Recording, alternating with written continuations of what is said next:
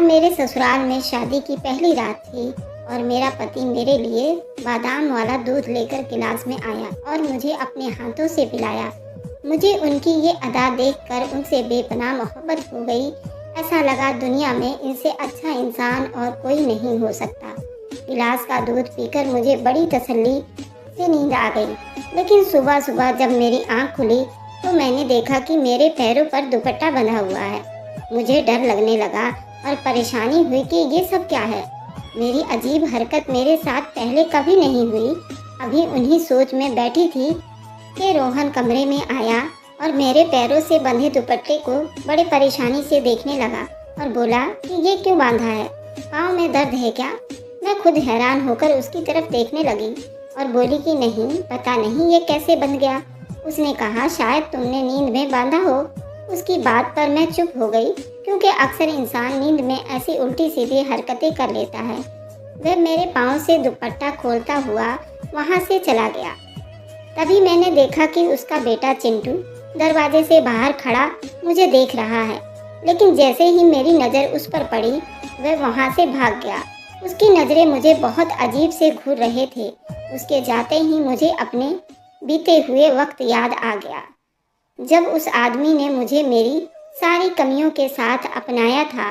मेरा नाम बरखा है। मेरा दुख उस वक्त शुरू हुआ जब मुझे मेरी ज़िंदगी का सबसे बड़ी खुशी मिलने वाली थी। लेकिन वह खुशी कैसे मिल रही थी वह एक अलग कहानी है। आज माँ बनने वाली थी। मैंने अपनी मम्मी के आगे हाथ जोड़ दिए और कहा कि भगवान के लिए मुझे मेरे बच्चे की एक झलक ज़रूर देखना है। मेरी माँ ने एक मुस्कुराहट के साथ मेरे सर पर हाथ रखकर प्रार्थना की। थोड़ी ही देर में भगवान ने मेरी औलाद मेरे झोली में डाल दिया।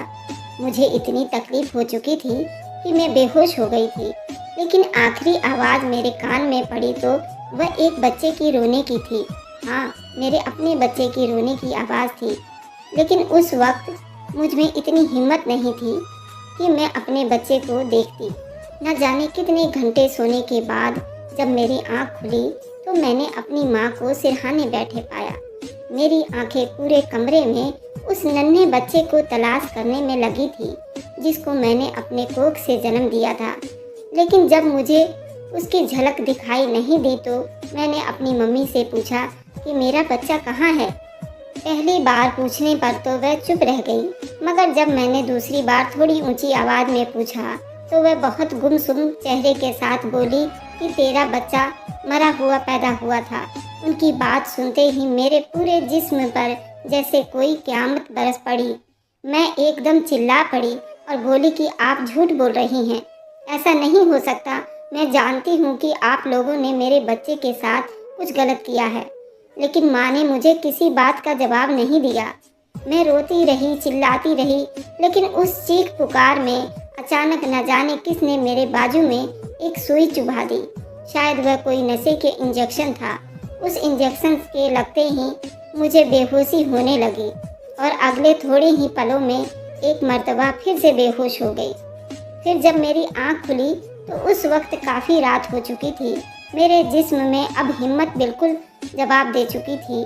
लेकिन मैं जानती थी कि अगर मैंने आज हिम्मत हारी तो मैं कभी भी कुछ नहीं कर सकती। मगर मैं धीरे धीरे कदमों से चलती दरवाजे की तरफ बढ़ी और मेरे अंदर की ममता अपने बच्चे से मिलने के लिए तड़प रही थी।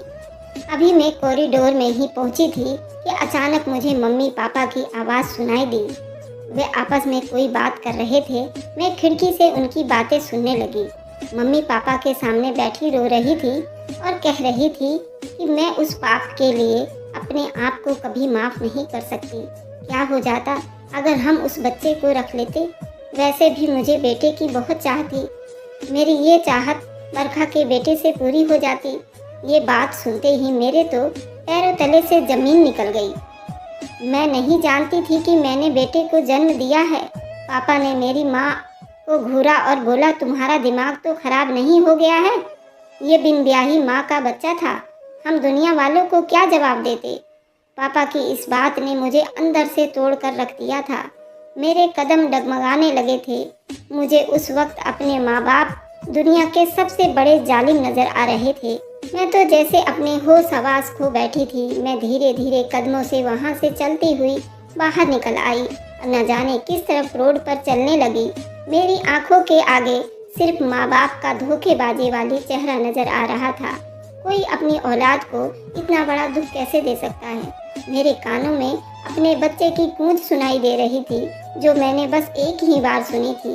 उसके अलावा मेरा हिम्मत अब और कुछ देखने या सुनने के काबिल नहीं था।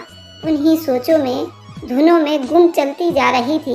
अचानक एक तेज सी आती हुई गाड़ी से टकरा गई और जमीन पर गिर पड़ी। थोड़े ही पल में अपने होश हवास खो बैठी। मैं नहीं जानती थी कि अब आगे मेरे साथ क्या होने वाला है।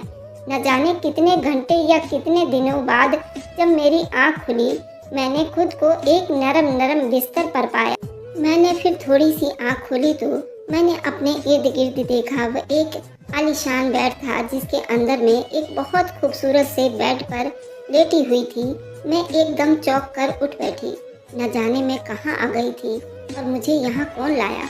मैं बेड से उतरने लगी कि अचानक मेरी नज़र बेड के साइड टेबल पर रखी पर्ची पर पड़ी। मैंने उसे उठाया तो उस पर कोई 2-3 लाइनें लिखी हुई थी। वह लाइनें सिर्फ मेरे लिए ही लिखी गई थी। उस पर लिखा हुआ था कि मैं नहीं जानता आप कौन हैं, लेकिन उस रोज़ मेरी ही गाड़ी से आपकी टक्कर हुई थी। मैंने गाड़ी रोकी और उतरकर आपके पास आया तो आपके सर पर चोट आ चुकी थी, मगर मैं दुनिया वालों को अपनी गलती का एहसास करने के लिए यहाँ लाया। मुझे बहुत ज़रूरी काम से शहर से बाहर जाना पड़ रहा है। अगर आपको किसी भी चीज़ की ज़रूरत हो तो फ्रिज में वही सारी चीज़ें हैं। अगर आप चाहें तो मेरे आने तक यहाँ रुक सकती हैं, और अगर आप ना चाहें तो उस घर की सारी चाबियाँ नीचे दराज में पड़ी हैं। ये सब पढ़कर मेरे दिल में अजीब सी तसल्ली की लहर दौड़ने लगी। ये कैसा आदमी था जिसने मुझे ज़रा भी नुकसान नहीं पहुंचाया। खैर, मैंने उस ख्याल को सर झटक दिया और पर्ची वापस रख दिया। दोबारा बिस्तर पर लेट गई, जहां मेरे दिल में अजीब से सवाल उठ रहे थे, और ये भी ख्याल आया था कि मैं अपने मसीहा से मिले बगैर नहीं जा सकती थी। करीब करीब 1 हफ्ता बीत गया था। मैं कई बार तो डर जाया करती थी, लेकिन मैं ये भी जानती थी कि इस हवस परस्त दुनिया में सिर्फ यही एक सुकून का ठिकाना है, जहाँ मैं बिल्कुल सुरक्षित हूँ। एक रोज़ जब मैं सुबह सोकर उठी तो मुझे महसूस हुआ कि बाहर से कोई आवाज़ आ रही है। मैंने दरवाजे की तरफ बढ़ी, क्योंकि मुझे लग रहा था शायद वही आदमी आया होगा जिसकी वजह से मैं यहाँ तक पहुँची हूँ। जैसे ही मैंने दरवाज़ा खोला तो सामने एक नौजवान खड़ा था।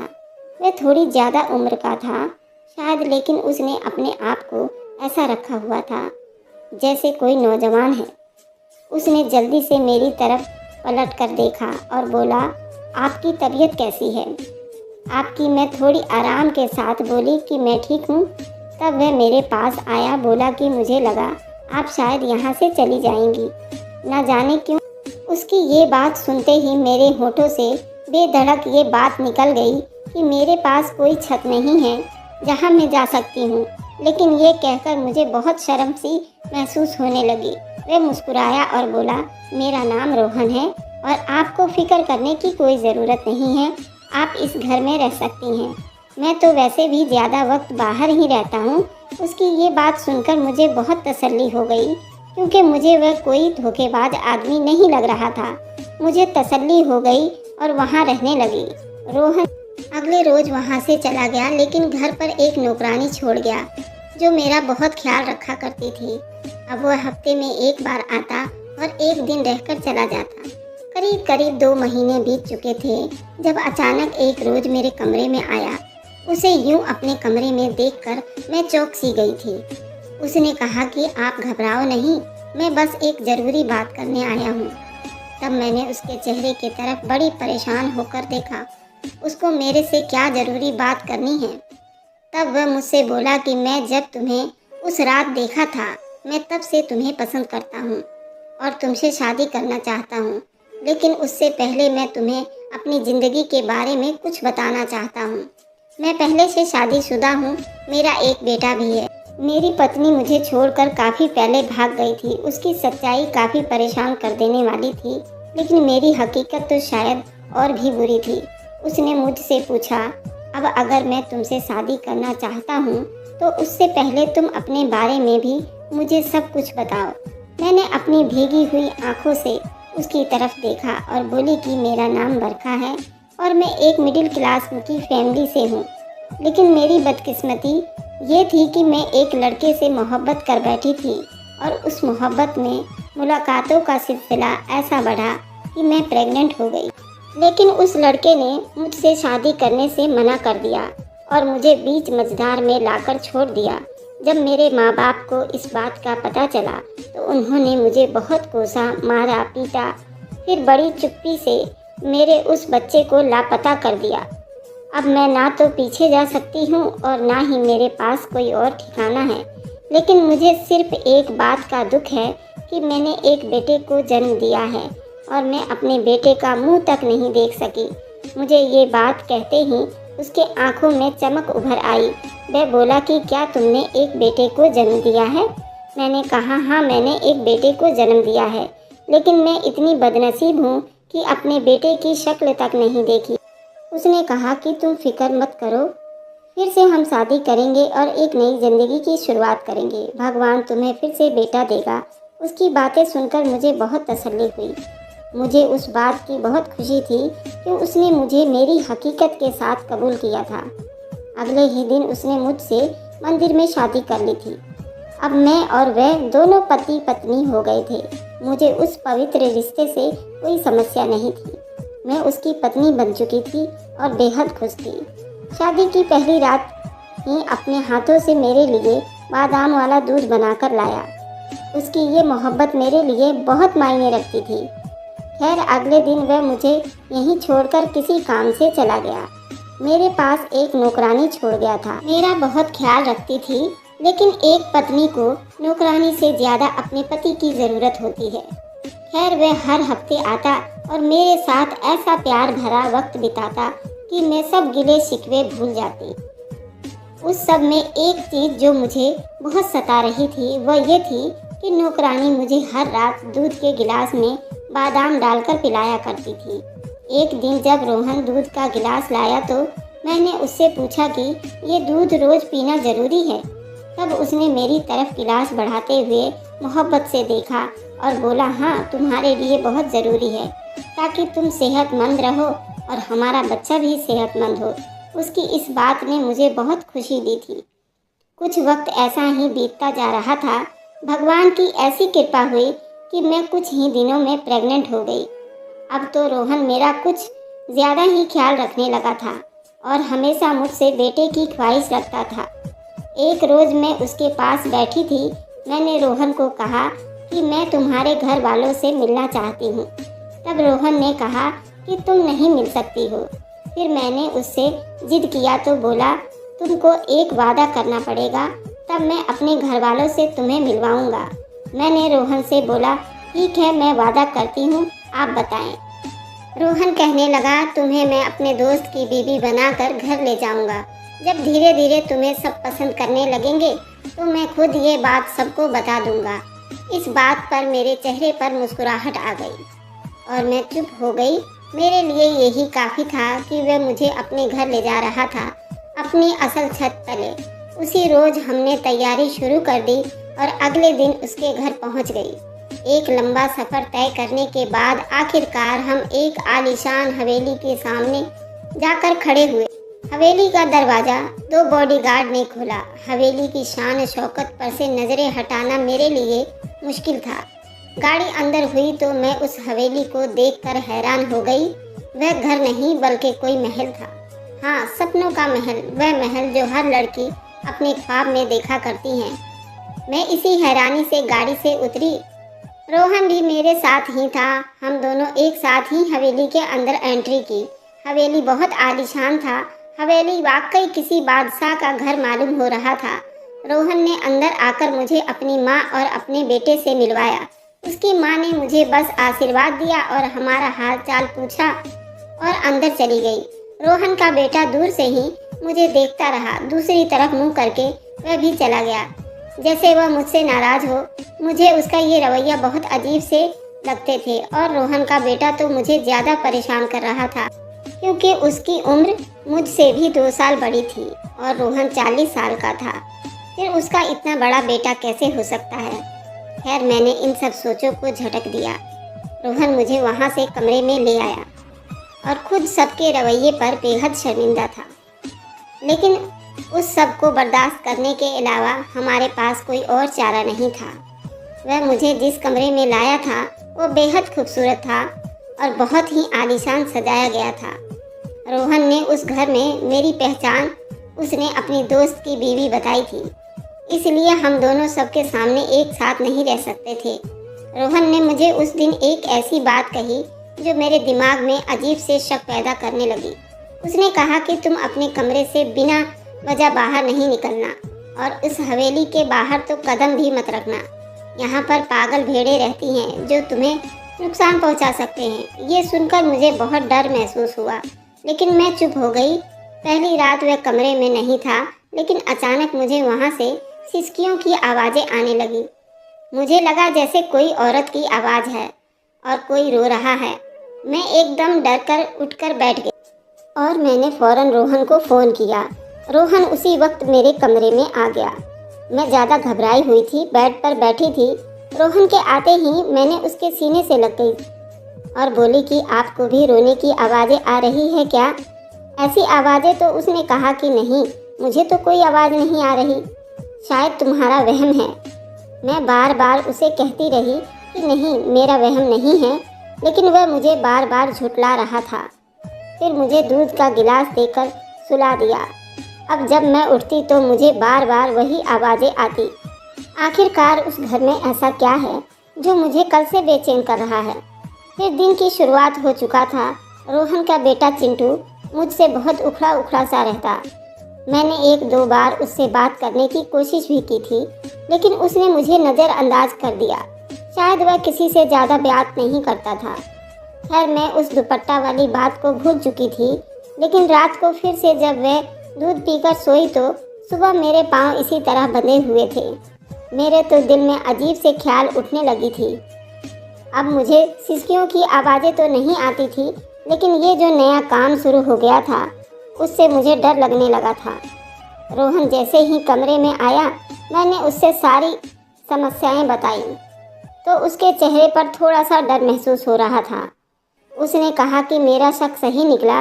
मैं एकदम परेशान हुई और बोली कि कौन सा शक? तो उसने कहा कि बहुत पहले इस हवेली में ऐसे ही अजीबोगरीब हरकतें होती थीं और हमें फिर से पता चला है कि यहाँ जिन और भूतों का साया है। मुझे लगता है कि फिर से ऐसे ही कोई असर हो रहे हैं। ये सुनकर जैसे मेरे जिस्म से जान ही निकल गई थी। तब रोहन ने मेरा हाथ पकड़ा और मुझे तसल्ली देते हुए कहा, तुम फिक्र मत करो, जैसे ही हमारा बेटा पैदा होगा हम यहाँ से कहीं और चले जाएंगे। रोहन की बातें सुनकर मुझे थोड़ी तसल्ली हुई। मैंने पानी का गिलास साइड टेबल से उठाकर पीने के लिए हाथ आगे किया तो मुझे खिड़की में चिंटू खड़ा नजर आया। जैसे ही मेरी नज़र उस पर पड़ी, वह वहाँ से भाग गया। शायद वह हमारी बातें सुन रहा था। मेरा दिमाग अजीब सी उलझनों में फंस चुका था। आखिर ये सब क्या चक्कर है? मुझे डर भी लग रहा था कि कहीं चिंटू हम दोनों के बारे में किसी को बता न दे। लेकिन मैंने रोहन को इस बारे में नहीं बताया लेकिन मैंने रोहन को जिद की कि अब आप घर वालों को हमारी सच्चाई बता दो। मगर वह मेरी बात पर किसी तरह भी राजी नहीं हो रहा था। अगले दिन मैंने तय कर लिया कि मैं चिंटू से खुद ही मिलूंगी। उससे पहले कि मैं उसके पास जाती, वह मेरे कमरे में आ गया। उसके चेहरे पर अजीब सी शिकायत थी। चिंटू जैसे ही अंदर आया था, जब तक रोहन भी आ गया, उसने बड़ी गुस्से की नज़रों से चिंटू की तरफ देखा था और कहा कि तुम अभी इसी वक्त इस कमरे से निकल जाओ। उसकी बात सुनते ही चिंटू वहाँ से चला गया, जबकि रोहन मेरी तरफ गुस्से से मुड़ा और बोला कि मैंने तुम्हें मना किया था कि तुम उससे बात नहीं करोगी। आखिर क्यों तुमने उसे कमरे में आने दिया? उसका इस तरह गुस्सा मैंने पहली बार देखा था। मैंने जल्दी से माफ़ी मांगना अच्छा समझा। मैंने उससे कहा कि मुझे माफ़ कर दो, आइंदा ऐसा नहीं होगा।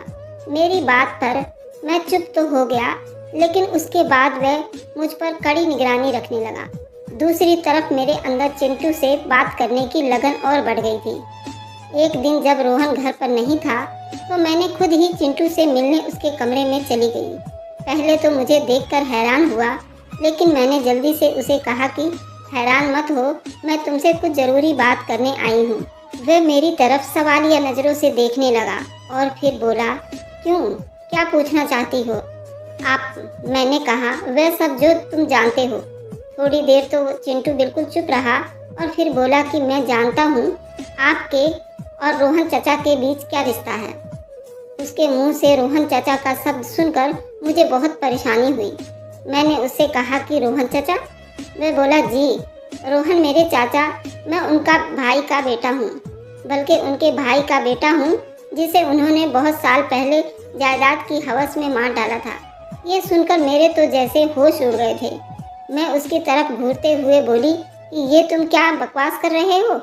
तब उसने बताया कि मैं कोई बकवास नहीं कर रहा हूँ, यही सच्चाई है। रोहन चाचा आपसे पहले यहाँ 3 औरतों को ला चुके हैं, सिर्फ ये कहकर कि वह उनके दोस्त की बीवियाँ हैं। लेकिन ये आदमी उन्हें सिर्फ बेटे की लालच में लाया था, और जब बेटे ना होते तो वे अचानक गायब हो जाती। कोई नहीं जानता कि वे कहाँ हैं। लेकिन एक बात है कि रात के वक्त हवेली में किसी को भी कमरे से बाहर निकलने की इजाज़त नहीं है। मैंने कहा, मैं कैसे यकीन कर लूँ तुम्हारी बातों का? तब उसने कहा, अगर यकीन नहीं आए तो आज रात कमरे से निकल कर देख लेना, और फिर रोहन चाचा का रवैया मेरे सब सवालों के जवाब दे देगा। और वह दुपट्टा जो आपके पैरों में बांधा जाता था, सिर्फ इसलिए बांधा जाता था कि अगर आप उठें और चलने लगे तो गिर जाएं और चलने के काबिल ना रहें। उसके हर शब्द ने मेरे अंदर सनसनी बिखेर दी थी। मुझे यूँ लग रहा था जैसे मैं कड़कती धूप में खड़ी हूँ। मैंने उसकी बातों पर विश्वास नहीं किया और आगे बढ़कर उसका गिरेबान पकड़ लिया और कहा कि मैं जानती हूँ तुम ये सब सिर्फ अपने बाप का बदला लेने के लिए कर रहे हो। तुम झूठ बोल रहे हो, तुम भाड़ में जाओ यहाँ से। लेकिन उसने बड़ी ही तसल्ली से अपना गिरेबान छुड़वाया और बोला कि अगर आपको मेरी बात पर यकीन नहीं है तो आज आप दूध का गिलास मत पीना, क्योंकि उसमें वह नशे की चीज़ें मिलाता है और फिर आपके पाँव भी बांध देता है। अगर आप उठ भी जाएं तो चल ना सकें। उसके एक नए इशारे ने मुझे हैरानी में डाल दिया था। मेरा दिल तेज से धड़क रहा था। मैंने उसे इतना ही कहा कि तुम यहाँ से चले जाओ, अब मैं सच तक खुद ही पहुँच जाऊँगी। वहाँ से उठकर चला गया और मेरा दिल प्रार्थनाएं करने लगा, भगवान करे ये सब सच ना हो। ये दिन मैंने कैसे गुजारे सिर्फ मैं ही जानती हूँ। रात होते ही रोहन मेरे लिए दूध का गिलास लेकर आया। मैंने दूध लेते ही कहा कि मेरा दिल बहुत घबरा रहा है, आज मैं दूध नहीं पीऊँगी। उसने कहा कि ये तो तुम्हें पीना पड़ेगा। मैंने कहा, अगर मैंने ये दूध पी लिया और मेरी तबीयत खराब हो गई तो हमारे बेटे को भी कुछ हो सकता है। ये सुनते ही उसने गिलास वापस मेज़ पर रख दिया और बोला कि ठीक है, जैसे तुम चाहोगी वैसा ही होगा। उसके बाद वह अपने बिस्तर पर लेट गया। मैं जानती थी कि आज वह पहले से ज़्यादा चौकन्ना है, अपनी कार्रवाई करेगा। मैं पूरी रात जागती रही, मेरे कानों में सिसकियाँ बार बार आती रही। रात के 2 बजे का वक्त था जब रोहन बिस्तर से उठकर कमरे से बाहर चला गया। मैं भी दबे पैरों से पीछे पीछे चल पड़ी। उसने किचन से कुछ खाना लिया और किचन के बाहर सीढ़ियों के नीचे बना हुआ तहखाना हटाया। उससे अंदाज़ा नहीं लगाया जा सकता था कि यहाँ नीचे कोई तहखाना है। मेरा दिल बहुत तेज से धड़क रहा था। तहखाने में नीचे और देखते ही मेरा दिल तेज़ी से धड़क रहा था। मैं वहीं से आवाज़ सुनने लगी। रोहन के अंदर आते ही सिसकियाँ ख़त्म हो गई थीं और अंदर से औरतों की आवाज़ें आने लगी। औरतें रोहन से विनतियाँ कर रही थी कि भगवान के लिए हमें यहाँ से बाहर निकाल दो। लेकिन रोहन बड़ी गंदी तरह से हंस रहा था और उन औरतों का मजाक उड़ा रहा था। ये सब सुनकर मेरा बदन कांपने लगा था। मैं वहाँ से जल्दी से वापस अपने कमरे में आ गई। तभी चिंटू भी कमरे में आ गया और मेरी हालत देखकर बोला कि अब भी कोई शक बाकी है। मैंने डरते हुए नहीं में सर हिला दिया। अब बस मुझे यहाँ से किसी तरह निकलना था। उस वक्त चिंटू और मैंने एक प्लान बनाया। वहाँ पर पहले बहुत कड़ी निगरानी थी।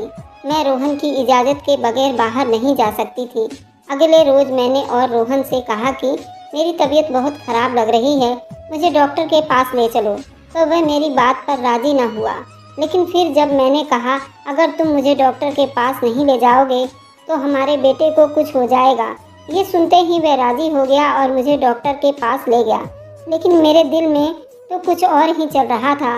वहाँ जाकर अभी हम अपनी बाजी का इंतज़ार कर रहे थे कि अचानक पुलिस ने छापा मार दिया और रोहन के तीनों बीवियों भी उनके साथ थीं। शायद वे लोग पहले हमें छुड़वाने आए थे, अब रोहन के खिलाफ गवाही दे दी थी और रोहन को दिमागी मरीज बताया था। रोहन तो गुस्से में आग बबूला हो चुका था, लेकिन अब वह कुछ नहीं कर सकता था। उसे पुलिस पकड़ कर ले गई थी। मेरे दिल में एक सुकून की लहर उठ गई थी। तीनों औरतें अपने अपने घर लौट गई थी और मैं अनाथ आश्रम में चली गई थी। अब तो मेरी ज़िंदगी में कोई परेशानी नहीं थी। मेरा बच्चा भी मेरे पास ही था। कुछ दिनों बाद चिंटू मेरे पास आया और बोला कि मैं आपसे शादी करना चाहता हूँ। मैं आपको शुरू दिन से ही पसंद करता हूँ और हमारा रिश्ता भी नाजायज़ नहीं होगा। लेकिन सच तो ये था कि मैं उससे शादी नहीं कर सकती थी और मैंने उससे यही कहकर मना कर दिया कि मैं अब किसी मर्द जात पर विश्वास नहीं करती, इसलिए तुमसे शादी करके मैं अपना नया तमाशा नहीं बनाना चाहती। मेरी बात सुनकर वह चुप से लौट गया।